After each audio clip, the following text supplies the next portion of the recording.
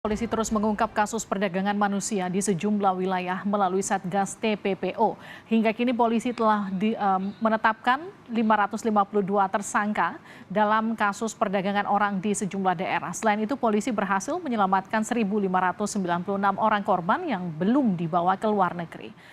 Badan Perlindungan Pekerja Migran Indonesia mencatat dari 2020 hingga Mei 2023 ada 1.937 pekerja migran yang meninggal dunia akibat jadi korban kejahatan. 90% dari korban tersebut merupakan pekerja migran ilegal. Mengapa kasus perdagangan manusia terus marak terjadi? Apa celah yang dimanfaatkan pelaku? Kita akan bahas usai tayangan berikut. Tim gabungan Polda Metro Jaya dan Polres Metro Bekasi berhasil membongkar kasus perdagangan orang di Tarumajaya, Kabupaten Bekasi, Jawa Barat. Pelaku menampung korban yang diduga akan dijual ginjalnya. Proses penanganan dugaan penjualan ginjal jaringan internasional ini masih dalam penyelidikan Polda Metro Jaya untuk mengungkap jaringan yang lebih besar. Kami mendapatkan informasi, sampai saat ini proses penanganan kasus dugaan penjualan organ tubuh jaringan internasional di Bekasi tersebut masih dalam penyelidikan penyidik Ditkrimum Polda Metro Jaya. Polisi menyebut kasus perdagangan orang yang diduga akan menjual ginjal korbannya. Awalnya pelaku menawari korban untuk bekerja ke luar negeri. Selanjutnya para korban ditampung di sebuah rumah di Bekasi. Mereka kemudian akan dibawa ke Kamboja untuk diambil ginjalnya. Sementara hingga hari ini polisi telah menetapkan 552 orang sebagai tersangka dalam kasus perdagangan orang di sejumlah daerah. Selain itu polisi berhasil menyelamatkan 1.596 orang korban yang belum dibawa ke luar negeri. Jumlah korban TPPO yang berhasil diselamatkan oleh Polri, ini artinya berhasil diselamatkan, belum menjadi pekerja migran ilegal. Masih di masa penampungan, kita lakukan penindakan, penangkapan terhadap pelaku dan korban berhasil kita selamatkan. Sampai tanggal 22 Juni sebanyak 1.596 orang. Kemudian jumlah tersangka pada kasus TPPO sebanyak 552 orang. Ada sejumlah modus pelaku dalam tindak pidana perdagangan orang. Di antaranya, pelaku menggunakan jaringan media sosial untuk menawarkan pekerjaan ke luar negeri secara ilegal. Selain itu, ada juga pelaku yang menggunakan calo atau sponsor, serta tidak melalui Disnaker Trans. Modus berikutnya ada pelaku yang memberikan uang panjar kepada korbannya.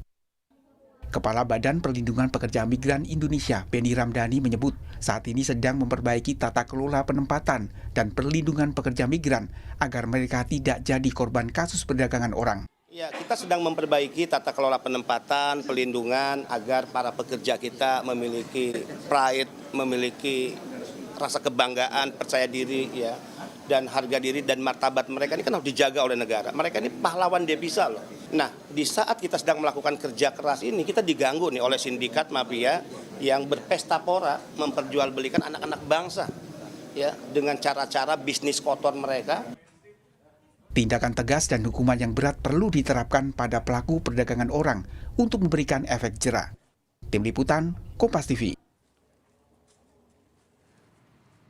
Seperti apa perkembangan penyelidikan kasus perdagangan orang termasuk adanya dugaan penjualan ginjal korban? Kita akan bahas bersama Karo Penmas Divisi Humas Polri, Brigjen Ahmad Ramadan. Pak Ramadan, selamat malam. Selamat malam, Mbak. Kita juga sapa Koordinator Bantuan Hukum Migran Care, Nur Harsono. Pak Nur, selamat malam. Selamat malam, Assalamualaikum. Waalaikumsalam, saya ke Pak Ramadan dulu ya, Pak Nur. Pak Ramadan, jadi update terbaru apa Pak? Ada berapa tersangka, ada berapa korban? Baik, update terbaru sejak Satgas TPPO diberlakukan sampai hari ini tersangka yang udah kita amankan ada 552, ini dari 472 laporan. Dan sampai saat ini yang telah kita selamatkan 1.596 orang. Oke. Itu update terakhir. Kalau yang untuk kasus Bekasi, Pak Ramadan?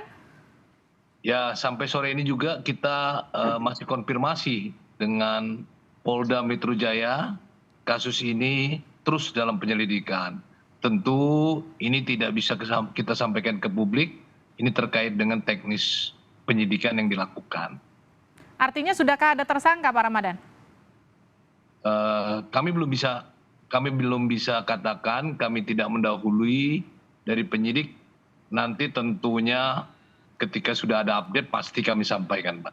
Oke, kalau bicara soal TPPO, apalagi dengan modus seperti ini dibawa ke luar negeri, diambil ginjalnya, artinya kan ada hubungannya dengan jaringan internasional ya Pak Ramadan ya? Ya, kalau kita bicara umum, secara umum yang kita lakukan, memang sebagian besar modus dari TPPO ini adalah dengan modus mempekerjakan pekerja migran secara ilegal. Namun perlu dipahami bahwa tindak pidana perdagangan orang itu tidak hanya utuh orang, tapi seperti yang terjadi di Bekasi ya, dugaan itu adalah penjualan organ tubuh atau penjualan bagian dari tubuh, itu juga merupakan tindak pidana perdagangan orang. Oke, saya ke Pak Nur. Pak Nur, ini modus baru atau memang lama tapi baru kelihatan?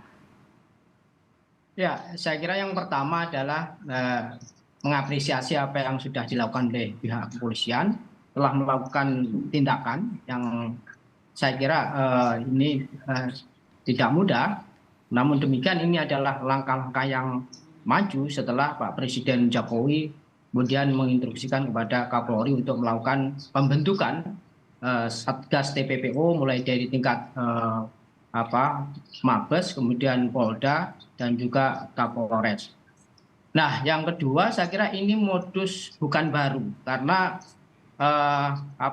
TPPO ini adalah suatu proses yang tentu proses tujuan dan proses cara dan tujuan itu harus terpenuhi. Artinya ketika tadi yang disampaikan oleh Bapak Ramdhani bahwa ini ada indikasi penjualan organ yang tentu ini juga merupakan eksploitasi penjualan penjualan organ tubuh. Saya kira ini dahulu juga ada modus-modus seperti ini. Bahkan dugaan ini sebenarnya perlu didalami bahwa sebenarnya saat ini ada tren baru khususnya di ASEAN, yaitu perekrutan mereka memakai model kejahatan digital dengan menawarkan kerjaan melalui media sosial dengan tujuan negara-negara tetangga kita seperti di Kamboja, kemudian Myanmar, Vietnam, dan mereka kemudian dieksploitasi baik tenaganya maupun ya mungkin itu juga mengarah pada sindikat untuk menjual organ tubuhnya, karena beberapa kasus yang dilaporkan ke kita ada yang kemudian ketika mereka tidak mau bekerja karena pekerjaannya adalah scammer dan judi online, mereka kemudian diintimidasi juga, mereka dilakukan kekerasan baik fisik maupun mental. Bahkan informasi yang kami terima waktu itu ada yang meninggal dunia awal tahun 2003 kemarin. Pak Nur, kalau kasus kayak gini tuh biasanya korbannya betul-betul terjebak, dia diiming-imingi pekerjaan, atau memang beberapa di antaranya mungkin saja sudah tahu bahwa ada kesepakatan untuk jual beli ginjal begitu? Ya, itu tidak mungkin tahu. Mereka itu korban itu biasanya diiming-imingi oleh suatu pekerjaan dengan gaji tinggi, proses cepat, dan tanpa biaya, semua dibiayai oleh sindikat tersebut. Sehingga mereka tergiur untuk menerima tawaran itu dan mengikuti apa yang menjadi arahan dari sindikat tersebut.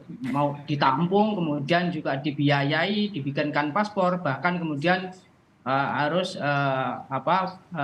berangkat ke negara-negara yang dituju. Kalau dengan modus penipuan sampai penipuan pekerjaan sampai kemudian jual beli organ, ini pernah ditangani Migrancare, Pak Nur? Ya, selama ini kita belum pernah menangani untuk dugaan penjualan organ tubuh, tapi berita-berita dan informasi yang kami terima itu banyak, misalkan ada beberapa yang kemudian meninggal dunia dengan dipulangkan jenazahnya, kemudian eh, ketika pulang kemudian keluarganya menerima jenazah dan dilihat itu sudah ada jahitan-jahitan seperti itu. Itu hanya dugaan-dugaan waktu itu, tapi belum sampai didalami apakah itu ada penjualan organ tubuh atau tidak. Oke, Pak Ramadan, kalau sejauh ini bagaimana kemudian publik mengetahui selain memang itu tadi dari awal saja sudah tidak benar ya bahwa ini memang cara mereka bekerjanya secara ilegal begitu, tapi kemudian adakah modus-modus lain yang kemudian bisa diketahui oleh masyarakat untuk kemudian tidak terjebak menjadi korban perdagangan orang? Baik Mbak. Jadi sampai saat ini, sampai tanggal 22 ini tercatat di kami ada 4 modus ya. Modus dengan pekerja migran Indonesia ini yang paling besar. Kemudian juga yang tidak kalah perhatian ya, tidak kalah menjadi perhatian adalah modus menjadi PSK ya. Ini juga yang korbannya tentu wanita-wanita. Ada juga wanita yang di bawah umur atau anak-anak. Walaupun ini bukan pekerja migran ya, artinya pekerja migran itu bekerja ke luar negeri. Ini TPPO ini bisa terjadi ke luar negeri dan juga TPPO ini bisa terjadi di dalam negeri. Seperti diiming-iming untuk bekerja, seperti di rumah makan, ternyata dijadikan PSK. Ya, ada yang secara nyata, ada juga secara online. Ya, dijadikan PSK. Nah ini juga merupakan tindak pidana perdagangan orang. Nah memang ini yang paling banyak adalah modus dengan mempekerjakan pekerja migran ya. Seperti disampaikan oleh Kepala BP2MI ya. Banyak sekali korban kita yang mana juga menjadi korban TPPO yang hampir tiap hari menurut pihak BP2MI menerima jenazah yang merupakan korban TPPO. Nah tentu negara harus hadir ya. Polri juga adalah bagian dari negara harus hadir. Bersama-sama stakeholder lainnya dengan BP2MI, dengan Kementerian Tenaga Kerja, dengan Kementerian Luar Negeri. Kita harus bersama-sama hadir untuk melindungi segenap anak bangsa. Seperti dikatakan bahwa pekerja migran ini adalah pejuang ya. Untuk mencari sesuap nasi, dia berani meninggalkan keluarga ke luar negeri. Nah ini adalah sebuah pekerjaan yang mulia, namun tidak mengerti cara yang benar, sehingga ditipu oleh calo, oleh perekrut, mereka menjadi korban TPPO. Mereka juga adalah pahlawan devisa yang harus kita lindungi. Demikian Mbak. Pak Ramadan, kalau dari 500-an tersangka yang sudah diamankan oleh Satgas TPPO sejauh ini, dari pengakuan mereka daerah mana saja yang paling banyak dijaring dalam kasus perdagangan orang? Daerah asal yang paling banyak tentu daerah-daerah seperti di Pulau Jawa ini, Jawa Barat, Jawa Timur, Jawa Tengah, Nusa Tenggara Timur, Nusa Tenggara Barat. Ini adalah daerah asal pekerja migran yang akan berangkat ke luar negeri. Ya. Mereka juga umurnya, tidak Pak? langsung. Bagaimana? Rentang umurnya? Rentang umurnya beragam ya. Mulai dari belasan tahun sampai 40 tahun ya. Mereka juga beragam pekerjaan. Kalau untuk perempuan pekerjaannya pekerja rumah tangga yang dominan. Tetapi kalau laki-laki menjadi korban pekerja buruh di kebun atau di perkebunan ya, perkebunan sawit. Mereka bekerja namun bekerja sebagai ilegal ya. Di mana pihak calo yang memperdagangkan mereka, mempekerjakan mereka di perkebunan-perkebunan secara ilegal. Sehingga keberadaan mereka menjadi, kalau orang contoh Malaysia itu menyebut mereka adalah pendatang haram.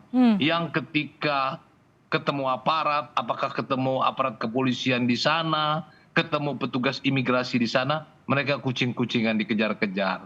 Dan ketika mereka ditangkap, kalau di kita mereka korban, tapi di sana mereka sebagai pelanggar yang tentu mereka akan menghadapi sanksi hukuman di negara tempat mereka bekerja. Ya. Nah itu bagaimana Sebelum peran mereka- negara soal itu, Pak? Gimana? Peran negara soal itu bagaimana? Kita melihat mereka sebagai korban, tapi di negara lain mereka dianggap sebagai pelanggar, sebagai bisa saja sebagai tersangka begitu. Betul, karena mereka memasuki suatu negara tanpa dokumen yang sah. Ya, ada yang tidak memiliki dokumen keimigrasian, dalam hal ini tidak memiliki paspor. Ada juga yang tidak memiliki paspor tetapi tidak dilengkapi dengan dokumen ketenaga kerjaan. Jadi pekerja ilegal dia. Ada yang tidak memiliki sama sekali, ya. Yang mana itu mereka berangkat dari Indonesia menuju misalnya Malaysia, seperti yang ditangkap oleh Satgas TPPO. Baik, Pak Nur, kalau bicara celah yang membuat TPPO ini marak seperti apa, Pak? Ya, saya kira ini kan marak ini ada beberapa faktor ya. Yang faktor pertama ini adalah saya kira minimnya informasi tentang bagaimana cara migrasi yang benar. Kenapa itu minim? Karena korban-korban atau masyarakat yang potensi menjadi pekerja migran itu adalah masyarakat tinggal di desa-desa, tinggal di kampung-kampung. Sehingga mereka biasa menerima informasi itu yang dari temannya, dari sponsor, dari calo, plus diiming-imingi uang fit namanya. Satu orang misalkan mau berangkat, nanti tak kasih uang 2 juta, 5 juta, bahkan ada yang 21 juta. Yang tergiur, kemudian mereka ikut. Oke. Mereka kemudian dijanjikan pergi ke, misalkan ke Yordania atau di Turki, tapi dipekerjakan di Irak. Baik. Nah, di Irak ini kemudian mereka juga dilema ya, karena tadi mungkin ini agak beda ya. Di Irak ini, walaupun mereka itu paspornya ada paspor pelancong, maka di Irak ini bisa juga menjadi legal, karena menurut hukum mereka bahwa ketika mereka kemudian dijamin oleh majikan, kemudian dicarikan visa kerja, kemudian dianggap legal. Dan gitu juga di Malaysia, ini juga dilema karena ada faktor yang membuat mereka itu jadi unprocedural. Misalkan memang ada, misalkan dari Indonesia memang sama sekali tidak punya paspor, mereka direkrut oleh jaringan mafia, kemudian masuk melalui nunukan tanpa paspor, tanpa visa, mereka bisa bekerja di kebun-kebun sawit.